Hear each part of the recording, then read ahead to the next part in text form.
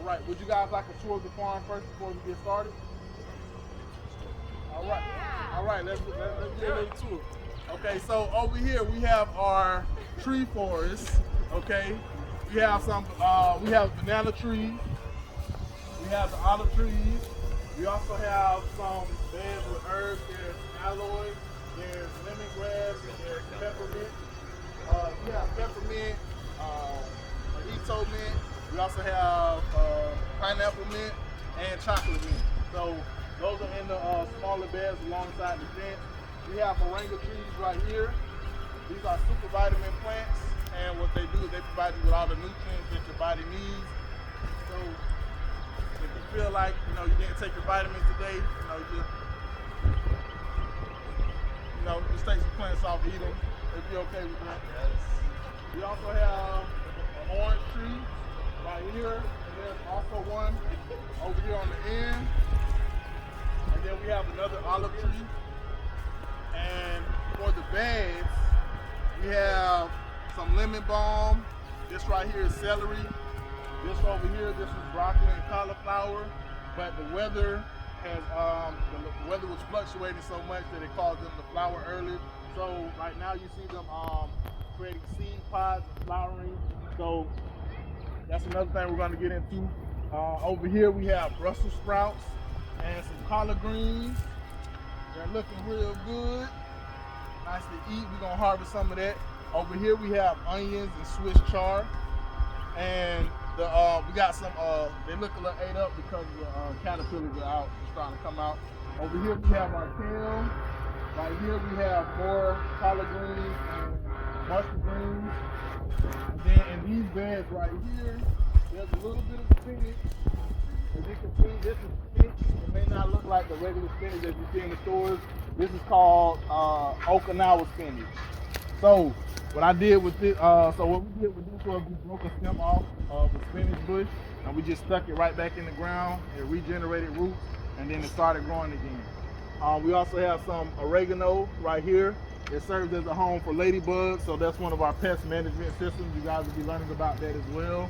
And over here we have some rosemary right here. We're going to be putting that in the ground. Right here we have stevia. It's a natural sweetener, so basically you can use it as a sugar substitute. It's more healthier for your body. So what you do is you can dehydrate the leaves and then put them in your tea, anything, smoothies, all of that good stuff. There's more spinach over here, and there's more oregano. Then we have another lemongrass plant. Over here we have some thyme. Over here this is parsley. This is parsley. This is another stevia plant. And then right here we have some mint. And then this plant that's dying out is cilantro. So some of the weeds that I want to identify to you guys, this isn't really a weed, but it is grass. So the proper way of doing it is pulling it up and shaking the dirt off so that we can, retain some of that nutrients. And then we want to take these and we're going to have bags or a bucket for you to throw them in. And then we're going to collect these and we're probably going to grind them up and then throw them in the compost. So we're going to make a pile of this and then we're going to eventually grind it up, throw it in the compost, and it's going to help to create a compost that we can use to put back onto the plant after we let it sit in the sun and it kills the seeds. Take that and throw that out. We also have dollar wheat. So these are very invasive. They're all over the place. As you can see, they're kind of coming up through the mulch, but the mulch will help to pick them a little bit easier. But they kind of have like a network going under the soil. So if there's not where there's if there aren't any crops really, you can kind of dig down and kind of pull up the whole network of them. But they're all connected and it goes deep down.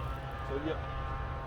And I think that pretty much covers it. There are some other weeds that are around. Like these on the outside of the bed, we're going to be pulling these up. So just random weeds like this, we're going to pull these up that are inside of the pathways and stuff so we can keep a nice aesthetic look. And think that covers that with the weeds. Over here, this is another bed. This actually is like multiple beds in one. We have a lower bed, and then we have a top bed.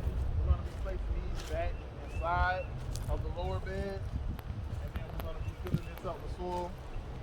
This over here, this is our hoop house. So this is a small version of a seasonal high tunnel, and it helps to extend the growing season. So crops that wouldn't normally survive in the cold, you can take them and you can plant them in the hoop house. And what it does is it allows them to extend their living period and grow them in a nice, safe, warm environment. Okay. And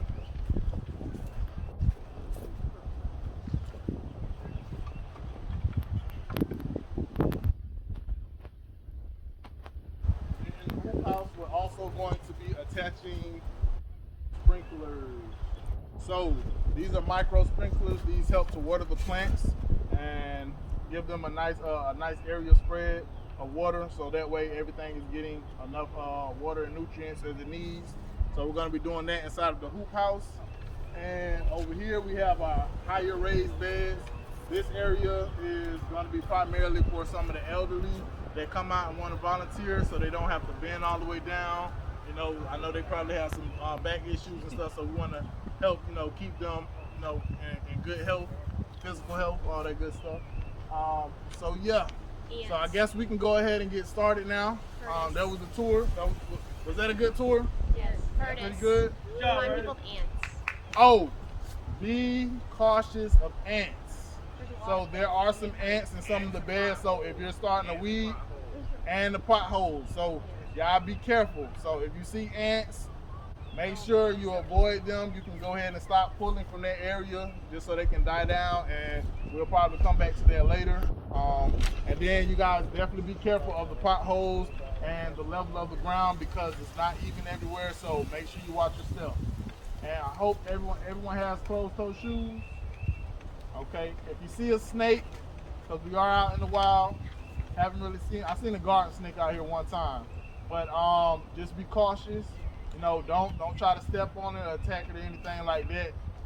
Notify me and we'll take care of that. I'll get a shelf and I'll go ahead and take care of that. Either we'll scare it off, snake, so it's not going to do you any harm. I believe that's pretty much it. So we can go ahead and get started. So if I could have some volunteers over at the mulch station. Okay, we're gonna go over there. I'll leave that. So if you like, if you're good at lifting, you want a nice little workout. All right.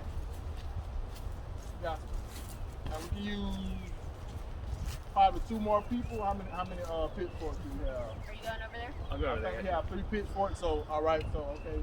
So we got 3 people over there. All right.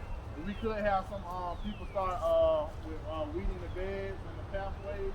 That'll be awesome. And next, and then if I could have some people to help that are inside of the hoop house, so that we can have some where to sit while we're working, that'll be awesome. And then we can once the wood chips and the mulch get deposited over here, we can have some people starting to spread that out. All right. Oh, matter of fact, we can go ahead and have some people spread out the wood chips that's already kind of over here. That's over there in the piles and right here. And if you need to know how and where you're spreading the mulch, just let me know and I'll come over to assist you. And then you guys also, if you can remember the layout, just kind of go off of that. All right, we're good. All right.